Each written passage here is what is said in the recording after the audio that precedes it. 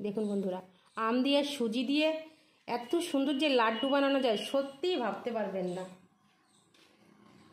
নমস্কার বন্ধুরা, আজকে নতুন একটা রেসিপিতে সবাইকে স্বাগত। তো আজকে আমি আপনাদের সাথে শেয়ার করব পাকা আমের লাড্ডু। লাড্ডুটা এতই টেস্টি আর লোভনীয় যে একবার না খেলে বুঝতেই পারবেন না, আর একবার খেলে বারবার খেতে ইচ্ছে করবে। তো বন্ধুরা চলুন রেসিপিটি শুরু করি। তো আমি গ্যাসে একটা প্যান বসিয়ে দিয়েছি, এখন আমি সুজিটা ভেজে নেব। দেখুন এখানে আমি 1 কাপ পরিমাণ সুজি নিয়েছি।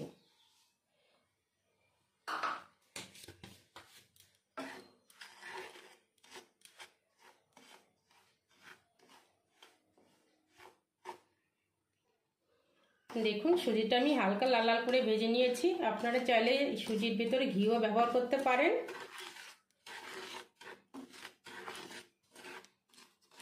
তো এখন আমি নামিয়ে নেব। ওই কড়াইয়ের মধ্যে আমি 1 বাটি আমের পাল্প দিয়ে দেব।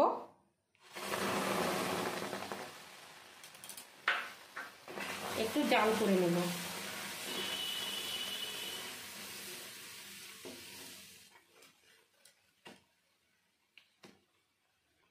আমি 1 মিনিট মতো জাল করে নিয়েছি। এখন দিয়ে দেব দুধ।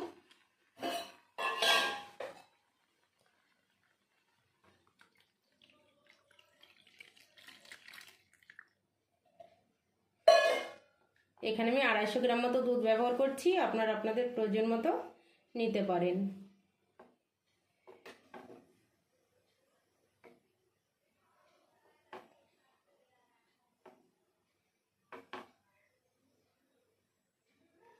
দিয়ে দেব 2টো মুখ ফাটিয়ে রাখা এলাচ। এলাচটা দিলে দারুণ একটা ফ্লেভার আসে।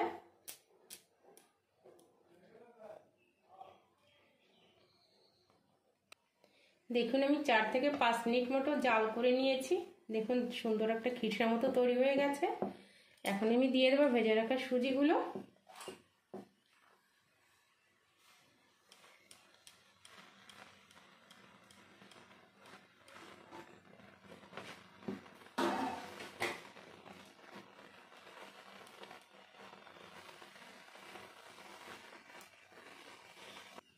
এবার দিয়ে দেবো 1/2 কাপ পরিমাণ চিনি।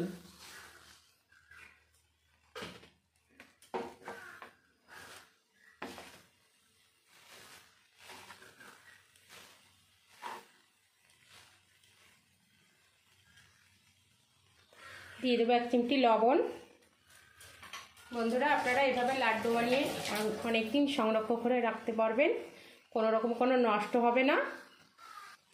এবার দিয়ে দেবো কিছুটা গুঁড়ো দুধ।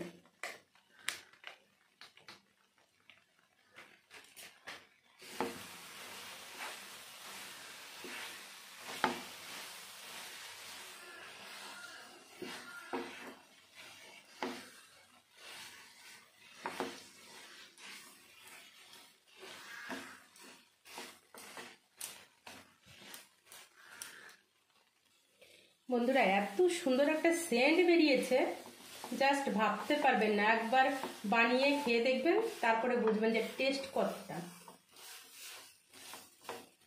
অপূর্ব একটা সেন্ট বেরিয়েছে। তো দেখুন হয়ে গেছে, এই পর্যায়ে নামিয়ে নেবেন। তো এখন আমি এটা নামিয়ে নেব, তারপরে লাড্ডুগুলো বানিয়ে নেব। তো আমি গ্যাসের ফ্লেমটা বন্ধ করে কিছুটা কিশমিশ অ্যাড করব।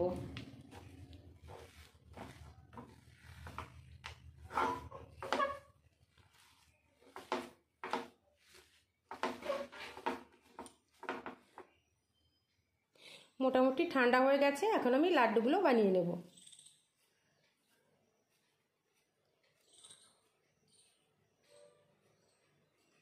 দেখুন